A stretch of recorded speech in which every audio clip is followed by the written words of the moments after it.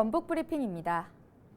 지난 7일 오후 5시 10분쯤 순창군 순창읍의 한 도로에서 SUV 차량이 커피숍 건물과 주차된 차량을 들이받아 6중 추돌 사고가 났습니다. 이 사고로 50대 SUV 운전자가 경상을 입고 인근 병원으로 이송됐습니다. 경찰은 SUV 차량이 커피숍과 그 인근에 주차된 승용차를 들이받았고 그 충격으로 주차된 차량이 잇따라 부딪혔다고 설명했습니다. 또 차량이 들이받은 커피숍 부근과 주차된 차량에 사람이 없어 다른 인명피해는 없었으며 운전자가 음주운전을 한 것은 아니라고 밝혔습니다. 경찰 조사에서 운전자는 사고 당시 기억이 나지 않는다고 진술한 것으로 파악됐습니다. 경찰은 정확한 사고 원인을 조사하고 운전자를 도로교통법 위반 혐의로 입건해 조사할 방침입니다. 검정보리의 유산균 발효물에 체지방 감소 효과가 있는 것으로 밝혀졌습니다. 고창군 산하 베리앤바이오식품연구소는 검정보리 발효 추출물이 최대 20% 지방 생성 억제 효과와 콜레스테롤 수치를 낮추는 데 도움을 준다는 것을 입증했습니다. 또한 검정보리 발효물을 이용해 실물성 요거트와 떡과 같은 제품을 생산할 수 있다고 전했습니다. 지난달 중국 칭화대 전약안전연구센터에서는 아주 재미있는 여론조사 결과를 발표했는데요. 지난해 11월 18세 이상 중국 본토 시민 2,661명을 대상으로 다른 나라에 대한 인상을 묻자 4명 중 1명이 한국의 비호감이라고 답했습니다. 하지만 중국인들이 꼽은 가장 비호감인 나라와 호감인 나라는 따로 있었다고 하는데요. 과연 어딜까요? 영상으로 만나보시죠.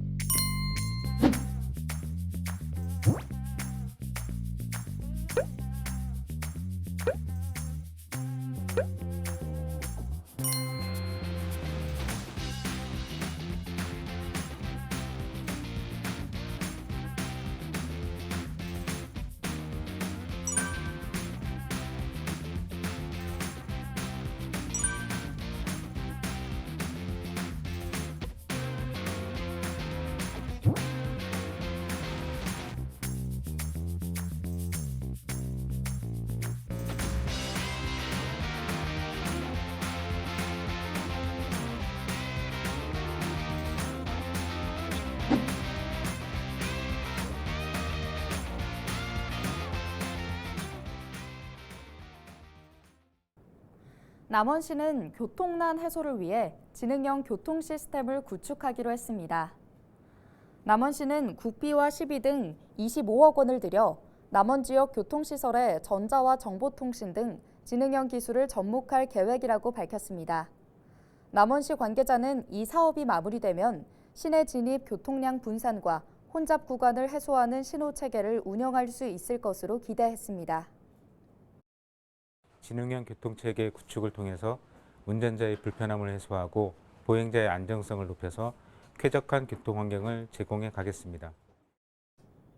부안군이 이틀 동안 민선 8기 공약 사항과 주요 투자 사업을 점검하는 보고회를 열었습니다. 이번 보고회는 권익현 부안군수와 공무원 등 30여 명이 참여한 가운데 공약 80개와 올해 주요 투자 사업 170여 개 추진 상황을 점검하고 문제점과 대책을 논의했습니다.